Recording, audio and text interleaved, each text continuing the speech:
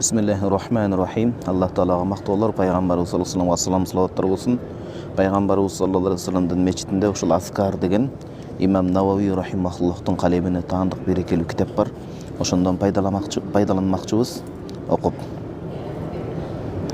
Бизде Кыргызстанда акыркы убакта келген суроолордун катарында көпчүлүк бөлүгүн ажырашуу, никеге суз кароо, никенин жоопкерчилигин өтөбөө, эркек эркектей, аялзат аялдай болбой, балдар бөөдө жетим калып, толук кандуу үй бүлөлөрдүн азайып бараткандыгы туурасында көпчүлүк суроолор ошону мындай бир чагылдырып көрсөтсө, андан кийин эле баягы жин, сыйкыр, мына ушул нерселер дагы көбөйүп баштады. Анткени акыйкат күчөгөндө, ыймандуулук күчөгөндө, илим билим жогорулаганда ошол баатыл нерсе дагы мындай бир кошо өзүнүн мындай бир туура эмес жагын көрсөтүп чагылдырып турмакта. Ошон үчүн 5 маал намазды окуу менен биргеликте биз эртең менен кеч зикирлерге бекем болуп, даарат менен жүрүп, өзүбүзгө өзүбүз дем салып жүрүүгө аракет кылышыбыз керек болот. Мына ушул имам Навави рахимахуллахтын Аскар китебинин 235-бетинде мусапыр адамга ошо жин шайтан көрүнүп калса коркунучтуу болуп эмне кылыш керек деп айтат. Эми бул мусапыр адамга деп тема коюлганы менен жалпы эле. Анткени көпчүлүк суроолордо көзүмө ар кайсы нерсе көрүнүп калып атат деп атпайбы? Эми Кудайым жин шайтандын жалпы жаратылган нерсенин жамандыгынан өз сактасын.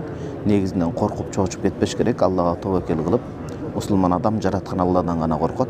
Таза жүрүш керек, туура эмес жерге барбаш керек. Даарат менен жүрүп, анан эң негизгиси аятыл курси. Курандагы, Бакарадагы аятыл курсини окуп жүрсө, Ихлас, Фалак, Настардагы эч кандай нерсе жамандык келтире албайт. Шуну айтат.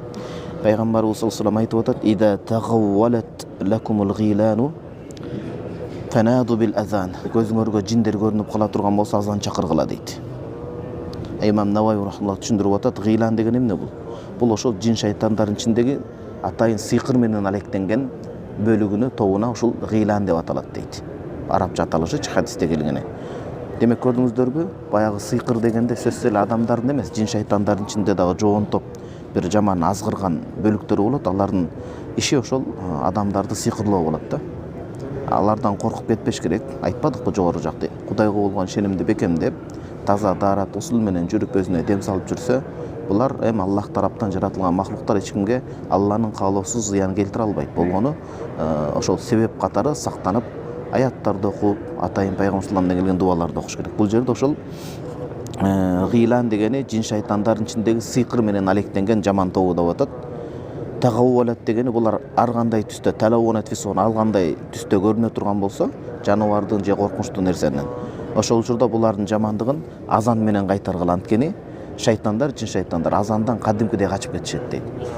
Баягы азан негизи намаздын убактысы киргенде айтылат, бирок андан сырткары ушундай коркунуч учурларда дагы азан айтылат дейт. Анан кечкисин ошол Фатиха, Бакаранын баштапкы Алиф Лам Мим 5 аятын, Аятул Курси, акыркы Аманар Расул, мына ушул өзгөчө Ихлас, Фалак, Настарды окуп жүрсө зыяны тийбейт иншалла. Кудай таалам жаратылган жамандыктардын, жаратылган жаман нерселердин жамандыгынан сактаган болсун. Мусулман адам ошол таза жүргөн болсо эч бир нерсе илешпейт. Кудайым өзү асырап сактаган болсун.